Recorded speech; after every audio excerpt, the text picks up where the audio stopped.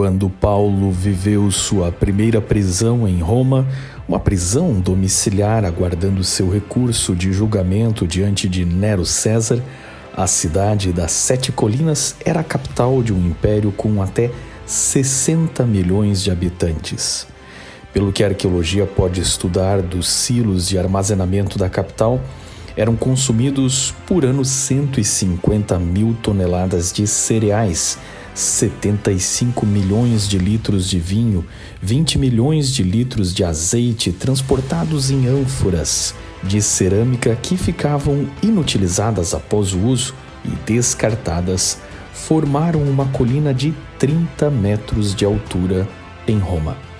Calcula-se que a colina foi formada por 2 bilhões de litros de azeite e 53 milhões de ânforas. O Foro de Roma, antigo mercado, havia crescido tanto que as lojas mudaram para bairros, enquanto este lugar era mais cerimonial e repleto de estátuas. O teatro de Marcelo comportava 11 mil espectadores. 14 aquedutos traziam para a cidade diariamente 1 bilhão de litros de água transportados de 72 quilômetros de distância pela grande Aqua Cláudia, com arcos de até 30 metros de altura. Foi desta incrível cidade que Paulo escreveu as cartas bíblicas de Efésios, Filipenses, Colossenses e Filemon. Mas toda a riqueza de Roma era mantida às custas de um império fornecedor de matérias-primas, e a principal delas, que girava toda essa economia, eram os escravos. Roma chegou à marca de 3 para cada homem livre. Dívidas, derrota militar eram a principal fonte de escravos, vindos de qualquer etnia, país e classe social. Haviam escravos em todas as funções, desde professores até trabalhadores braçais. Este episódio vai refletir sobre a escravidão no mundo romano e retratada pelas histórias bíblicas até a época de Paulo e os inícios do cristianismo. Vamos conhecer primeiro um pouco da escravidão retratada na Bíblia, depois comparar com a escravidão em Roma e, finalmente, avaliar o confronto de tudo isso com o surgimento do cristianismo e da Era dos Apóstolos. Bem-vindos ao Observatório 7, onde contamos a história mundial de forma simultânea, conectada e interdisciplinar com 7 saberes, sendo eles a história, arqueologia, antropologia, ciência, filosofia, arte e teologia cristã. Inscreva-se para mais episódios e lembre-se que o vídeo a seguir, além de usar imagens meramente ilustrativas, desconsidera o contexto destas e é repleto de generalizações e simplificações baseadas na bibliografia abaixo do título.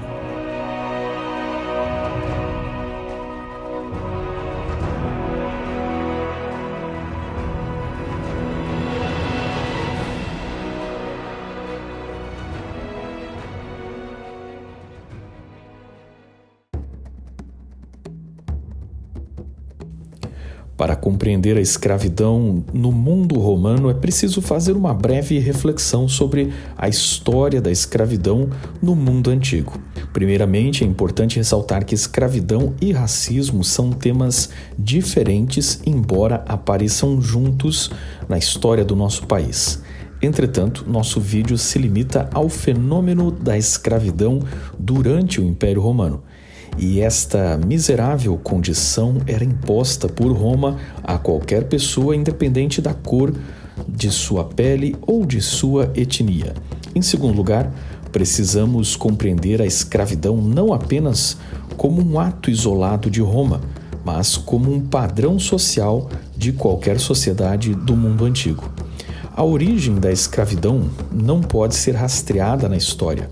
É igualmente importante lembrar que a imagem da escravidão com correntes, senzalas e feitores com chicotes na história do nosso país nem sempre era a realidade ou a mesma escravidão do mundo antigo.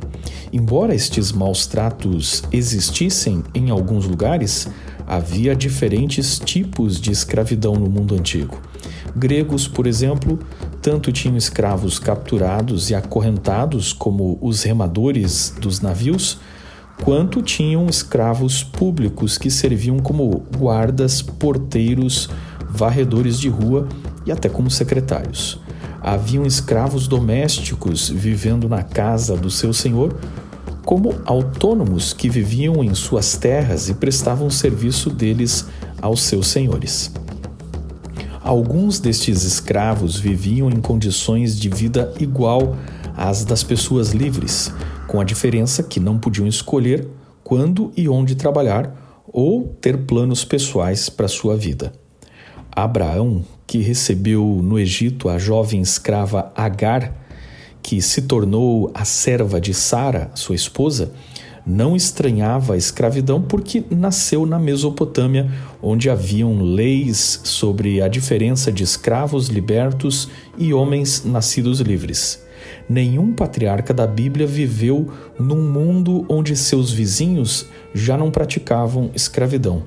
Seus descendentes migraram para Canaã, onde também era praticada a escravidão pelos povos daquela região. Os textos hititas, por exemplo, regulamentavam a escravidão e a captura de escravos fugitivos, ou seja, muito antes de existirem judeus, a escravidão já era absolutamente normal no mundo. E, finalmente, o Egito, para onde os descendentes de Abraão migraram e vieram a se tornar um povo conhecido como Israel, também praticava a escravidão com os estrangeiros e, neste país, Israel nasceu como povo, inclusive nasceu escravo. Hoje, a opinião dos historiadores é que os escravos egípcios não construíram as pirâmides, mas ainda que assim tenha sido, é um erro pensar que egípcios não tinham escravos. Mesmo no Egito, haviam vários tipos de escravidão, como podemos ver em seus relevos, onde às vezes eles oprimiam um país vizinho como a Núbia, um povo de pele negra ao sul do Egito, que tanto era explorado como vendido pelos egípcios. Escravos eram enviados às pedreiras como as minas do Sinai e algumas vezes eram meros trabalhadores forçados e recrutados pelo Estado para alguma obra específica. Tudo isso é importante para entender como os hebreus e depois os judeus se relacionaram com a cultura de sua época. De fato, genericamente, o mundo egípcio, europeu, asiático, persa praticava a escravidão. De forma alguma estou normalizando este fato para torná-lo desculpável. Mas temos que entender que aquilo que era normal no passado, infelizmente, não é necessariamente o que gostaríamos que tivesse acontecido. A história apenas pode retratar o que aconteceu e não o que deveria ter acontecido. Igualmente, a Bíblia e suas histórias não retratam aquilo que Deus desejava que tivesse acontecido, ou que Deus esperava que os israelitas tivessem feito. Ela apenas relata o que eles praticaram, independente de estarem errados ou não. Na Bíblia, o termo para escravos, ebed, no hebraico aparece mais de 750 vezes, e o termo doulos, do grego, mais de 150 vezes. Vivendo num mundo de escravos e algumas vezes tendo sido feitos como escravos, obviamente, muitos israelitas absorveram a cultura do seu tempo. Davi, por exemplo, sujeitou povos vencidos a trabalhos forçados. E Salomão relata ter comprado muitos escravos. Os profetas tentaram limitar tais práticas e, desde o início, a lei contida, por exemplo, em Êxodo 21:16 e Deuteronômio 24:7, proibia os hebreus de sequestrar pessoas para vender como escravos, punindo com a morte quem praticasse o tráfico de escravos. O que, infelizmente, era bastante comum era a prática de miseráveis se venderem a si mesmos como escravos para fugirem da fome. Mas a lei hebraica previa a condição de serem libertos depois de um período de tempo, regulamentados em Deuteronômio 15 e Levíticos 25. Dívidas e ladrões que não conseguiam ressarcir os que eles haviam lesado, também eram vítimas temporárias de escravidão no contexto bíblico. Leis bíblicas proibiam as altas taxas de juros para que israelitas não explorassem seu próprio povo. Mas a Bíblia retrata momentos quando as pessoas simplesmente ignoraram estas leis e se tornaram gananciosas. Uma das práticas horríveis que se desenvolveram e foram atacados pelos profetas foi a prática de vender crianças para satisfazer os credores. Êxodo 21, verso 1 a 11, Levíticos 25, 39 a 55 e Deuteronômio 15, 12 a 18 especificam que um escravo deveria ser liberto ao 7º ano. Já no caso das mulheres, elas teriam que passar a ser protegidas como esposa, concubina ou empregada de alguém da família.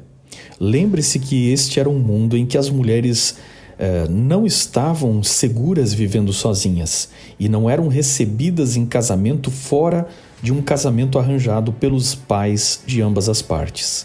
Esta medida de uma escrava tornar-se esposa, empregada da esposa ou concubina era uma medida para tentar impedir que tais mulheres, uma vez libertas, fossem marginalizadas.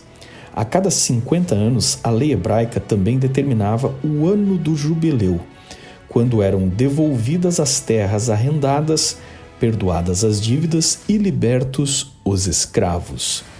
Somente entendendo esta cultura, você pode entender o que Jesus diz em Lucas 4, 17 a 19, quando ele lê a profecia de Isaías diante da sinagoga.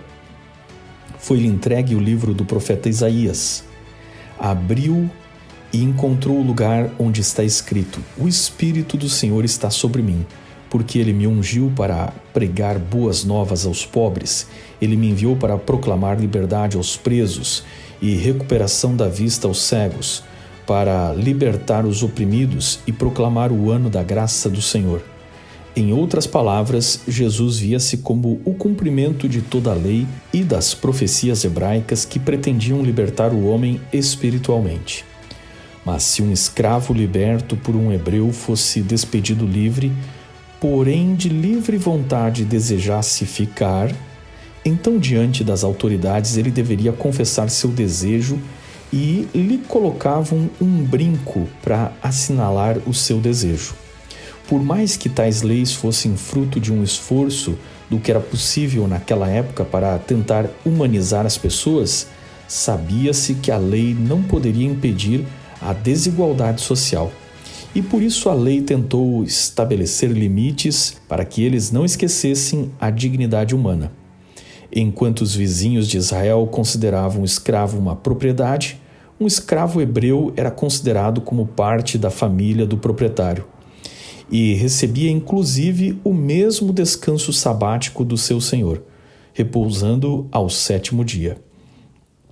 Enquanto o estrangeiro não podia participar das festas judaicas porque não era um irmão do judeu, um escravo tinha todos os direitos religiosos por ser membro da família e participava das mesmas festas religiosas como um verdadeiro filho de Abraão.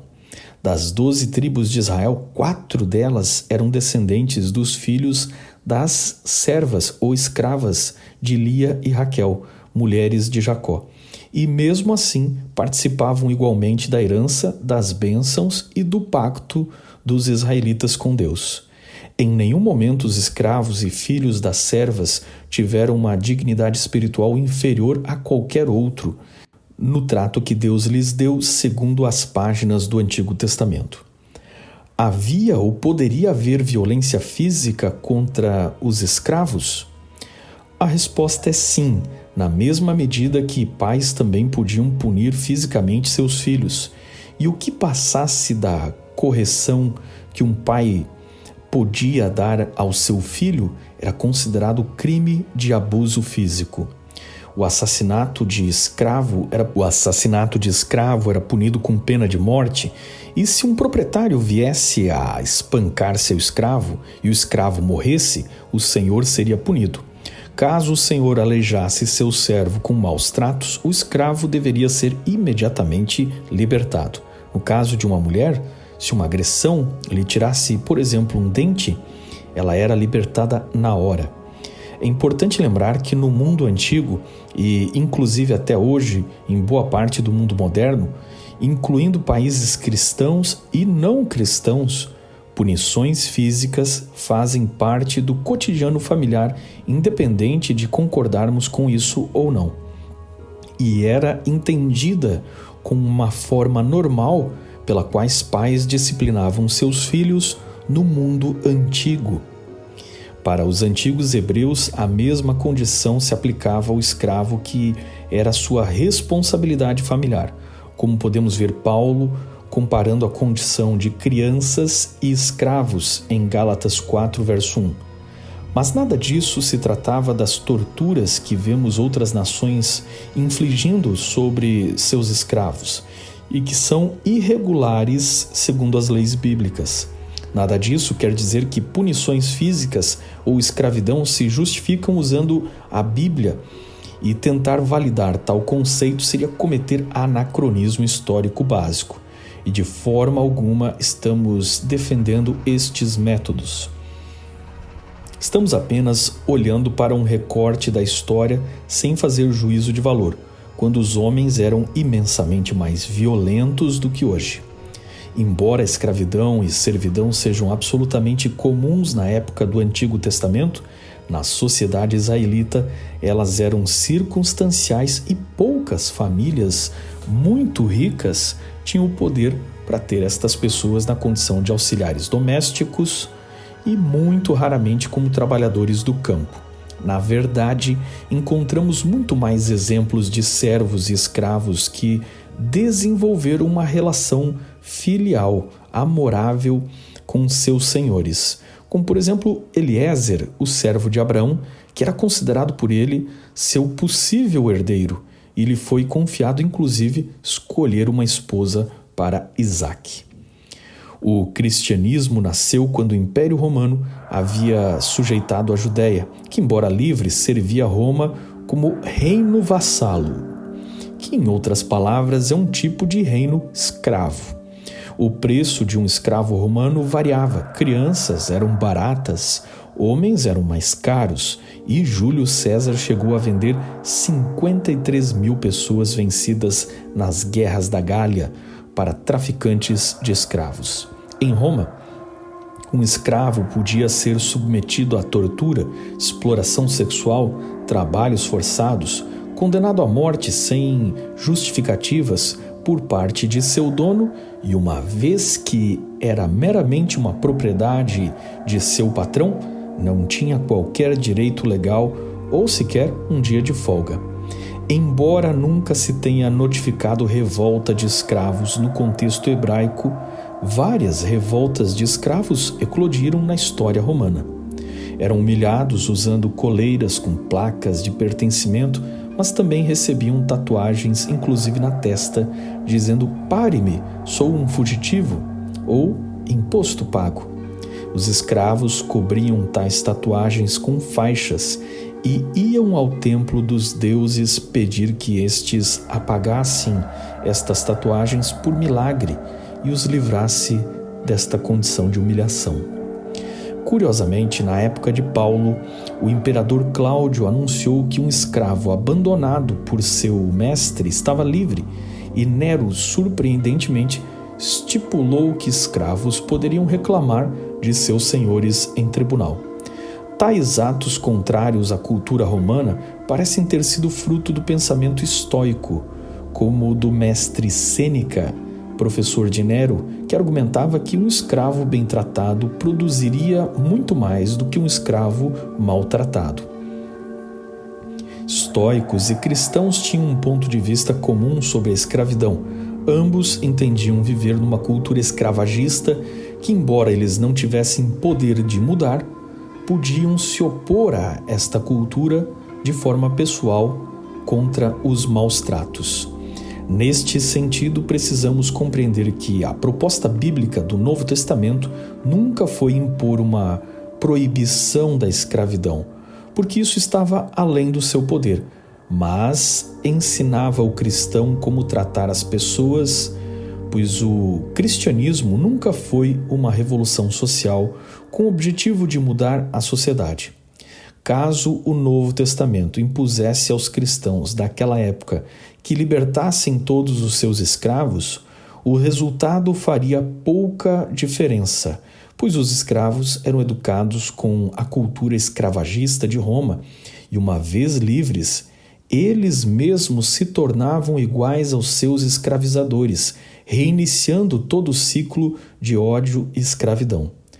Plínio, autor romano, diz que no tempo de Augusto, um liberto, como era chamado um ex-escravo romano, chegou a ter 4.116 escravos. A única maneira de mudar tal sistema não era apenas libertar o escravo, mas libertar o escravagista de sua cultura da exploração. E culturas não mudam por decreto, elas mudam quando as pessoas assimilam novos valores. Uma vez que as pessoas têm valores como amar até seus próprios inimigos, a escravidão se torna uma prática impossível. Na verdade, o cristianismo era uma reforma humana interna, com o objetivo de mudar as ações humanas de dentro para fora. E tão logo a sociedade escravagista entendesse o objetivo do Evangelho, a escravidão por si só ruiria como sistema de exploração. Em diferentes momentos ao longo da história tentou-se impor leis anti-escravagistas, mas isso levou cristãos nominais ao tráfico, guerras e a justificar seus atos horrendos, até mesmo torcendo textos bíblicos fora de seu contexto para legitimar seu crime de escravizar povos indefesos. Por ser inútil forçar os homens a serem de tal forma que não compreendam, cristãos como Pedro e Paulo escreveram para que escravos conversos ao cristianismo obedecessem os seus senhores, como está em Efésios 6, 5-8, Colossenses 3, 22-25 e 1 Pedro 2, 18-21. Isso foi muito mais eficiente do que estimular uma revolta como a de Espartacus, pois uma revolução seria esmagada como foi a de Espartacus, e a mensagem cristã seria eliminada como inimiga do império. De forma alguma, esses conselhos de Pedro e Paulo para os escravos conversos pode ser usado como uma justificativa dos senhores de escravos cobrando obediência de seus escravos. Isso seria anacronismo e torcer o texto longe do significado que tem por objetivo levar o senhor de escravos a ser impressionado pelo evangelho e libertar os seus escravos. A estratégia de Pedro e Paulo, que fazia com que o escravo que demonstrava o amor cristão ao seu senhor envergonhasse a brutalidade de seus senhores. E em Tito 2:9-10 é explicado que este tipo de escravo, se mostrando leal e agradável, ganharia de tal maneira a confiança de seu senhor que tornaria atraente a este o ensino sobre Deus e sobre Jesus. Então, o objetivo dos cristãos era muito mais ousado que uma rebelião para libertar os escravos. Na verdade, os cristãos estavam querendo converter os senhores de escravos à religião dos próprios escravos. Os apóstolos não estavam preocupados em produzir reformas sociais porque estes primeiros cristãos acreditavam que Jesus voltaria ainda em seus dias e tal sociedade seria destruída quando o governo de Deus chegasse. Em Marcos 10:44, Jesus ensinou que neste reino de Deus que viria, não havia lugar para quem queria ser servido, mas que todos seriam escravos e servos de todos, assim igualando todos os seres humanos, num desejo de servir por amor ou para ver o bem do próximo. Se este já é um conceito chocante para a nossa sociedade, imagine para o mundo romano. Foi exatamente assim que Paulo agiu quando escreveu de Roma sua menor carta endereçada a um cristão que morava em Colossos, chamado Filemon. Se Onésimo já conhecia o cristianismo quando conheceu Paulo, não sabemos exatamente.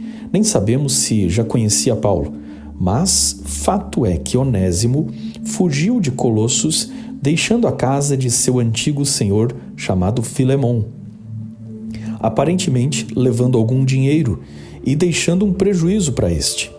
Onésimo tentou sua sorte em Roma, onde se escondeu na multidão da periferia da capital, passando desapercebido entre milhares de escravos e libertos. Mas seu caminho se cruzou com os cristãos e o fugitivo se converteu cristão, tornando-se um auxiliar do próprio apóstolo Paulo, que vivia preso na sua casa aguardando julgamento diante de César. Quando Paulo descobriu a história de Onésimo, percebendo que seu antigo senhor se tratava da mesma pessoa que ele viu se converter quando pregou em Colossos, escreveu uma carta pessoal ao seu amigo Filemon, e assim é feito um dos mais comoventes apelos das cartas de Paulo. Mando-o de volta a você, como se fosse meu próprio coração.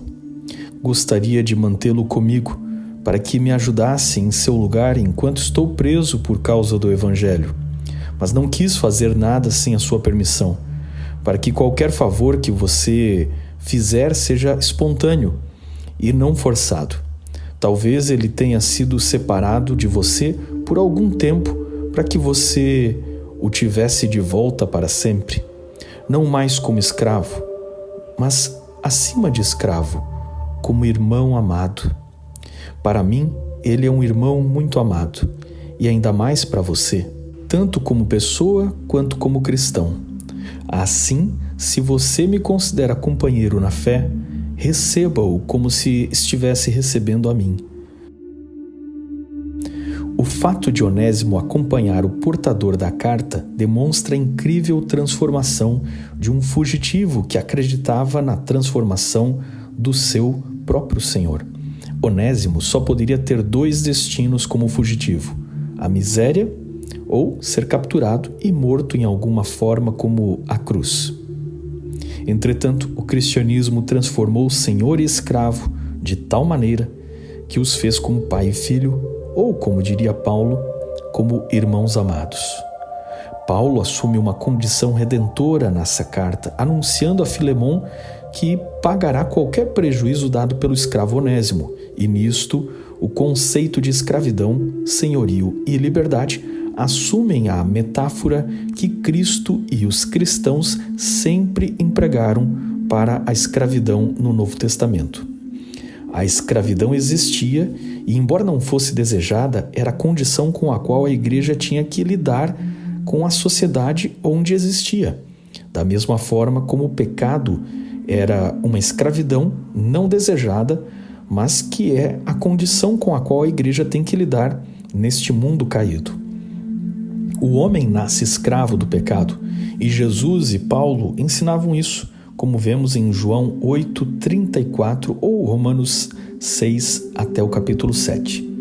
Segundo Pedro, capítulo 2:19, também concorda que o homem é escravo daquilo que o domina. Quando Cristo morre e ressuscita, paga o preço de dívida que escraviza o homem ao mal e torna o homem como servo da justiça de Deus. E é neste sentido que Cristo é a própria verdade que liberta, pois o homem que conhece o ensino de Deus deixa de servir ao pecado. E conhecerão a verdade, e a verdade os libertará. Eles lhes responderam: somos descendentes de Abraão e nunca fomos escravos de ninguém.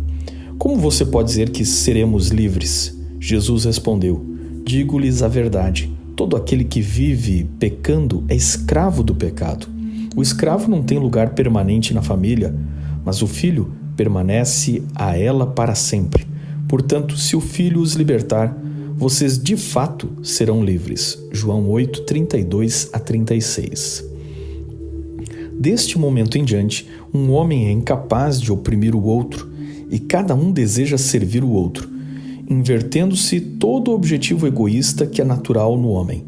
Quando esta verdade é assimilada, não existem mais diferenças étnicas ou sociais, o que leva Paulo a afirmar o fim de qualquer forma de escravidão. mesmo a social. Não há judeu nem grego, escravo nem livre, homem nem mulher, pois todos são um em Cristo Jesus. Gálatas 3:24. Quando um homem atinge este estado, ainda que ele seja escravo ou dono de escravos numa sociedade escravagista, a escravidão se anula completamente e é impossível funcionar como sistema, não porque ela está proibida, mas porque servos e senhores se veem como iguais, esforçando-se pelo bem um do outro. Veja, por exemplo, Oskar Schindler, que comprava escravos judeus dentro do regime nazista para os salvar trabalhando em suas fábricas.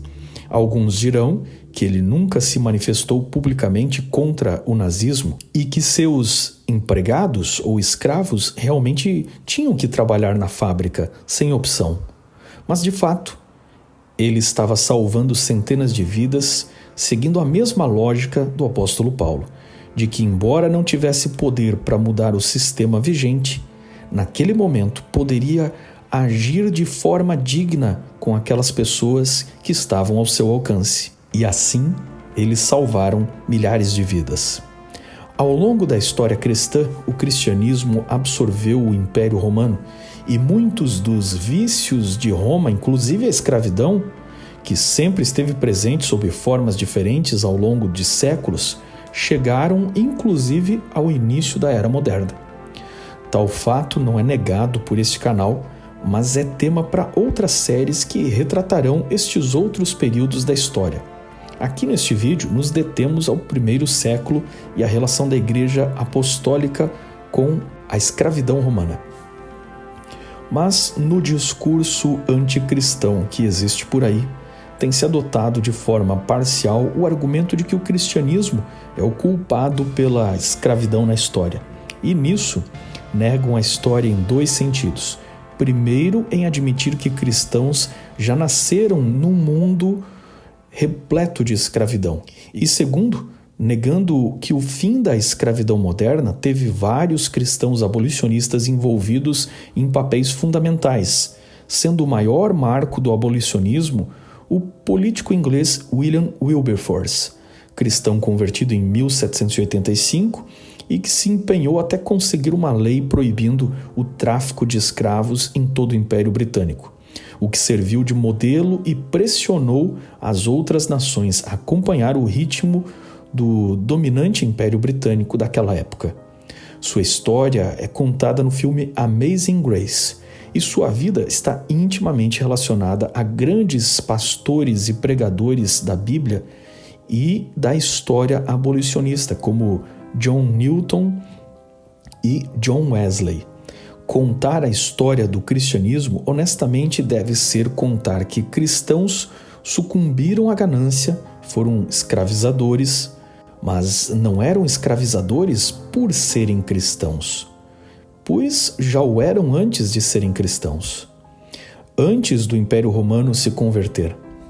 Entretanto, a história contada honestamente precisa admitir que só como cristãos eles foram capazes de concluir que eles mesmos, que se diziam senhores, eram na verdade escravos do pecado, que os corrompia com a ganância.